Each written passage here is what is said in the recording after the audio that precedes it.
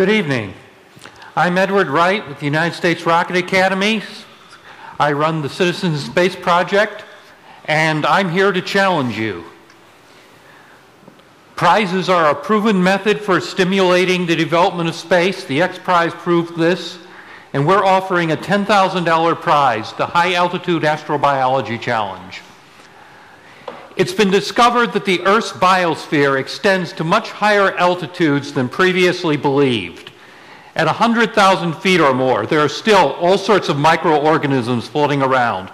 We know they're there. They've been sampled before using high-altitude balloons, but balloons are not highly reliable. They go where the wind takes them. They're not always recovered, and you can't always launch them in all conditions. But it's an ideal application for the new reusable suborbital vehicles that are now being developed.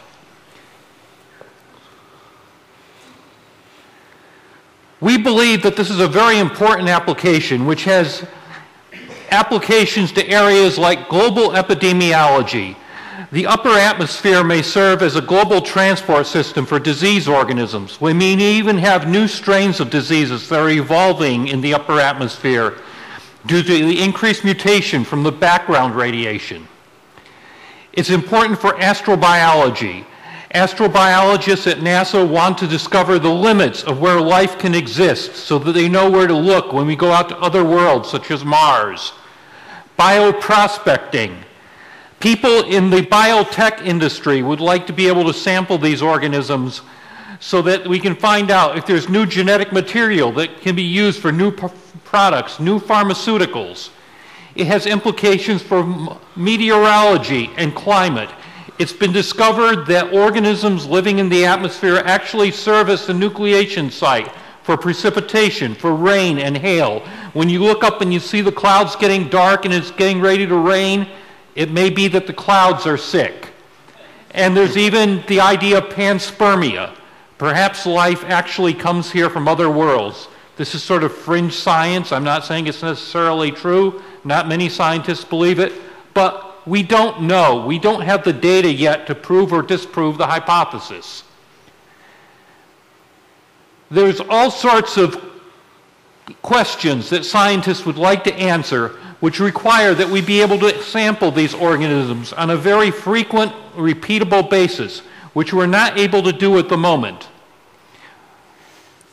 So what we're doing is we're offering a $10,000 cash prize for the development of hardware which can fly on the X-Core Lynx vehicle.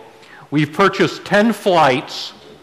We want to fly this experiment 10 times, and we're putting up the challenge to the citizen science community to create the hardware that can fly on the Lynx and sample these organisms. We're going to have a panel of experts who will judge the submissions, choose the hardware which they believe has the best chance of being successful, and if you're selected, you will not only get the $10,000 cash prize, you will get to see your hardware fly in space on the Lynx up to 10 times. Now this is a picture of the Lynx. It has a number of payload locations. The one we're using is the aft cowling port. This will accommodate a 2U CubeSat experiment. It has a hatch that will open in flight through which you can extend an experiment to capture these organisms. There are a number of questions you'll have to answer. You'll have to decide whether the experiment remains attached to the vehicle throughout the flight or it's ejected. You'll have to decide whether we want to adjust the apogee on the Lynx, because we don't necessarily need to fly this vehicle to the maximum altitude it's capable of. Finally, we have one other incentive for joining this challenge. In addition to the $10,000 cash prize, we're going to be selecting 10 citizen astronauts to fly as payload operators. And when we do, the people who have submitted experiments and been chosen to fly their experiments on our flight will be among the first in line to fly on the Lynx, free of charge. This is not a bad deal. We hope you'll take advantage of it. Thank you very much.